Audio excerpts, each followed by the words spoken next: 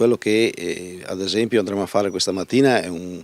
percorso abbastanza semplice, un percorso a cui possono partecipare tutti, la durata è di circa 90 minuti e è aperto anche a persone disabili. Quello che andremo a fare oggi è una semplice escursione lungo il sentiero del Monte Venda, che è appunto il monte dove noi ci troviamo, che è il monte più alto, forse un po' quello più conosciuto qui del comprensorio Euganeo. Un sentiero molto semplice che porta al famoso bosco dei Maronari, che sono castagni secolari, quindi molto grandi. È un luogo ricreativo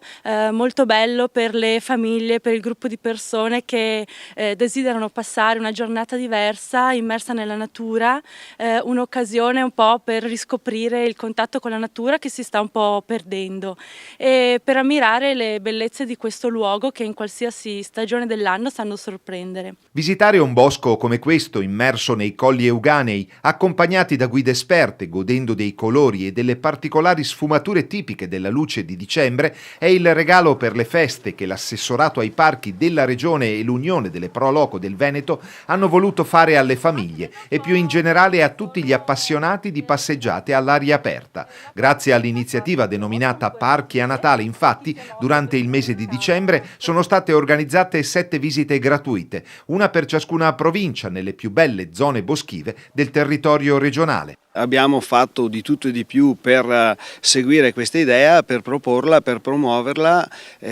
Crediamo che sia importante la promozione del territorio anche in questo periodo dove si possono cogliere gli ultimi colori autunnali del bosco e logicamente per far conoscere e capire il lavoro che viene svolto anche poi a livello volontaristico nei boschi del nostro territorio, cosa che secondo noi va valorata, va coltivata e va anche promossa per tutta quella popolazione in un momento di crisi dove